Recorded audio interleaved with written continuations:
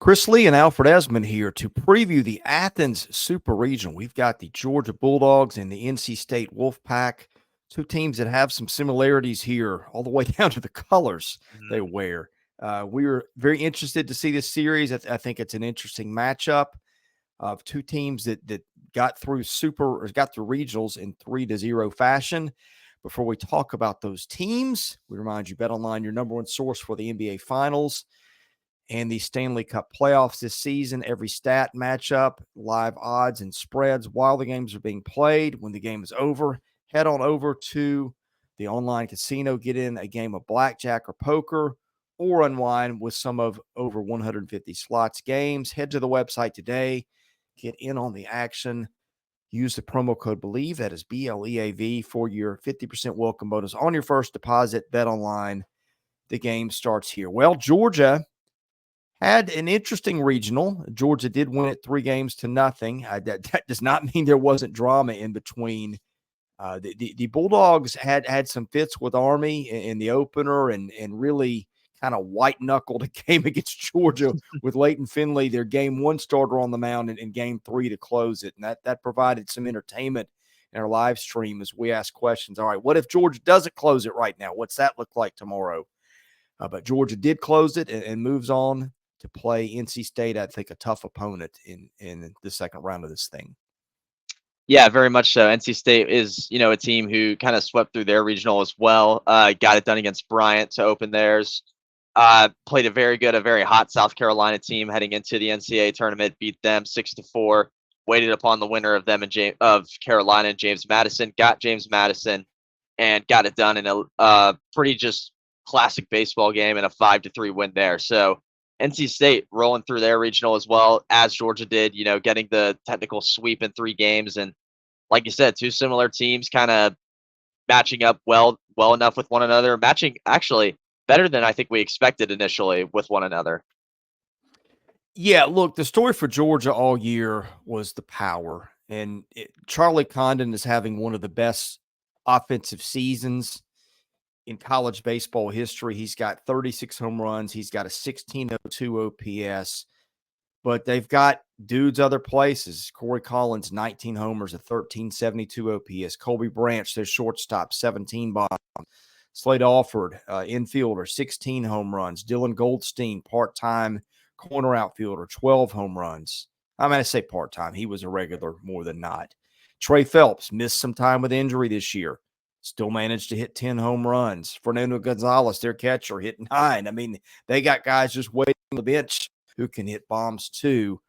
This is the Georgia team that'll get hit by a lot of pitches. They had 5 guys double-digit hit by pitches. They'll the plate, they'll hit bombs, and they are a headache to pitch to. They are indeed, and I didn't even notice this. How many Corey Collins has gotten hit by? 27 people. Yeah, must not like Corey Collins that much or something. He's taking a beating, but regardless, a ton of guys who have very high averages. Just depth down that lineup that can hit as well. Very much a headache to pitch to, and going down, they have a lot of support guys as well that aren't necessarily power guys. One guy actually down here is a power guy. You said Kolby Branch, 17, batting 260, but guys like Clayton Chadwick at left field who'll come in for Towit sometimes, 266 average, on base up above 400 as well. I love those high on base percentages. But Sebastian Murillo down here as well with a on base above 400. Guys off the bench in Logan Jordan, Dylan Carter on bases above 400. They have a bench that they could go to if they're not afraid to against this NC State team, who can definitely provide challenges with their own pitching. Yeah, I mean, the regulars, Gonzalez is their regular catcher. Collins, usually they'll use him at first. Condon can play there some. He can play some outfield. He can play some third. Alford's been used at second. Tate sometimes is a second baseman, the Purdue transfer. By the way, a lot of transfers on this team. Tate's from Purdue, Branch from Baylor, Chadwick from Sam Houston State, Dylan Goldstein from Florida Atlantic. So just a really old lineup of a lot of guys that played a lot of baseball. And by the way, this is one of the crazier stats. Corey Collins has hit by 27 pitches, as you point out. He's only struck out 30 times. I don't know that I've ever seen a guy go through a season where he was hit by more pitches than he struck out on. But keep an eye on that one if you're looking for Mm-hmm. odd stat watch. All right. Here's our concern with Georgia is the pitching. They threw, I think, 11 guys in the regional. None of them were super effective. It got down to the point where they started Leighton Finley, who's been their best guy. I think he went 3 2/3 in the opener. And one common denominator is even when these guys were statistically effective in terms of, from an earned run average standpoint last weekend, they threw a lot of pitches. Like Finley needed 81 pitches, didn't even get into the fifth, had to come back to close. Zach Harris, number 3, threw 108. Colton Smith, their 2, threw 82. That they were using guys that we didn't really see much of the year. Chandler Marsh was one of those guys. He threw 19 pitches. Had somebody else in there too that we didn't see much this week. I mean, DJ Radke was a guy that didn't throw a ton. They used him. I mean, it was they used guys last week and I almost forgot were on the roster. They've kind of gone back to Christian Maracna, their closer by default. He threw 23 pitches in 21 in back-to-back games. Matthew Hoskins was the guy I was thinking of. He threw like 3 2/3 innings all year, threw it in the regional last weekend. That's kind of where we are with the Georgia pitching staff. Now, the guys that have been effective at times, Finley for sure, Jarvis Evans at times, although he didn't throw last weekend. So yeah, I mean it's this is kind of a white knuckle it with your pitching staff approach, because Georgia, if it wins this regional, is going to win it by offense.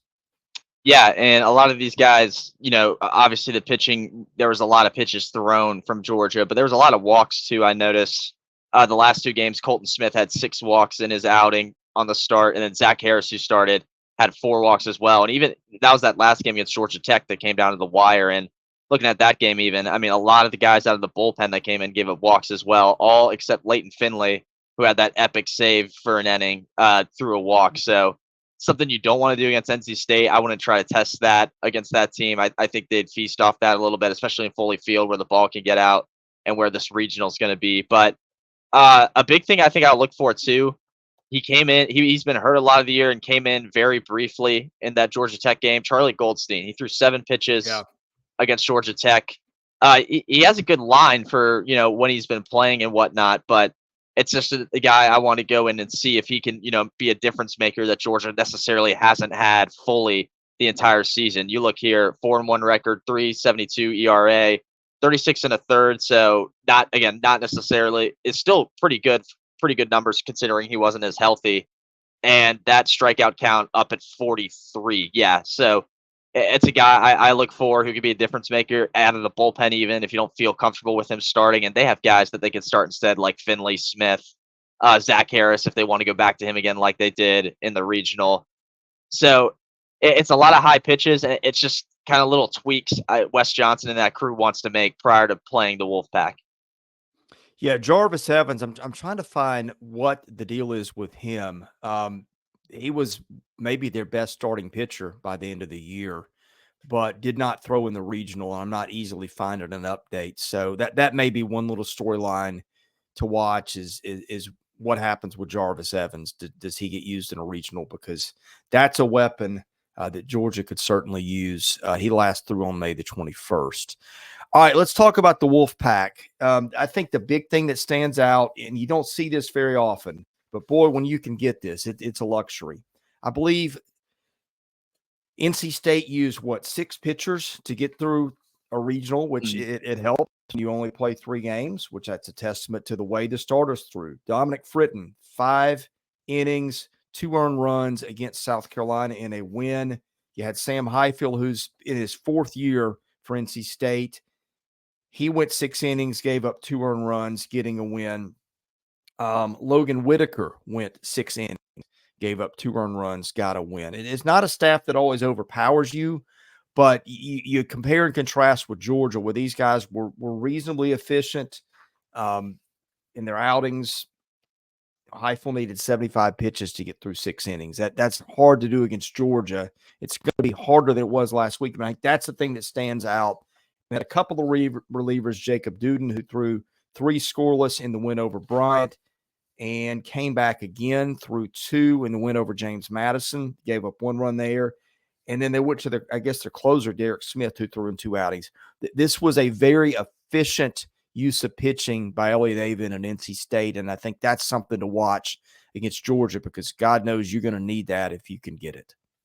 Yes, you do. Once again, because of the park, we know that and the ability to hit the ball there. But I mean, they went up against. I can't speak as well on behalf of James Madison and even Bryant, but looking at South Carolina, I thought South Carolina was a pretty well-tuned hitting team heading into the NCAA tournament based on what they did in Hoover. And Dominic Fritotn, that was his start. Nothing necessarily crazy. He did give up the 2 earned runs and only 3 strikeouts in 5 innings, and he did walk a good bit. But at the same time, he kept the game in check enough for State's offense to sort of, take over and do their thing as well. So they proved it. Again, South Carolina is not on the level of Georgia's hitting. I think Georgia obviously is a little bit better, but NC State showed that they can hold their own against a team that can hit like that. So that is definitely something to watch. And, that's going to be a big key for them if they want to get out and get to Omaha going through Athens. Interesting lineup. Looks like they had some platoon or injury situations, particularly in the outfield and at DH. But the 3 guys that led this offense, Garrett Pennington, who had 16 home runs, Alec Makarewicz, I guess is how you pronounce it, their third baseman, who 20, and Jacob Cozart, their catcher, who hit 16. Eli Serrano, also a regular for them, was one of their leaders, their center fielder who was in there most every day. It's a lineup that hit, I think, around 90 home runs, and you're going to need some of that when you go to Athens and face Georgia. Yeah, you will. And this team, up and down, they had certain guys. I know Markowitz had a 3 or 4 hit game in the regional as well. And it's a team of Georgia's going to have to bring their A game pitching. I don't know if they'll have the same grace they had this past regional, which with the walks they gave up. I think NC State's, more well-rounded hitting than a Wilmington. I think they can, maybe not a Georgia Tech. Georgia Tech, we know, is a good power team, but I would like to think that they're a more well-rounded hitting team than Bryant based on who they played and whatnot. And, honestly, for State, you got to give them credit with how they've played, heading into the NCAA. You got to give them credit for how they played in the NCAA tournament, because heading into it, they had a bad offensive outing against Duke in the ACC tournament, actually, and Duke's pitching was able to be shut down all season, but they really did shut them down. They lost that game 8-1 to knock them out.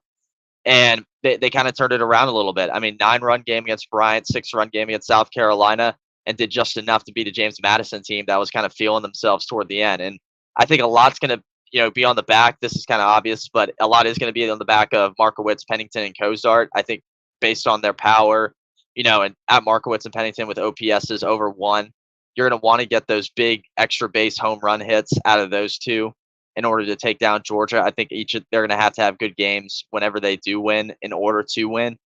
But yeah, I mean, I think this is a team that can, have the hitting if their pitching is as efficient as it was last weekend to really make this series very, very interesting.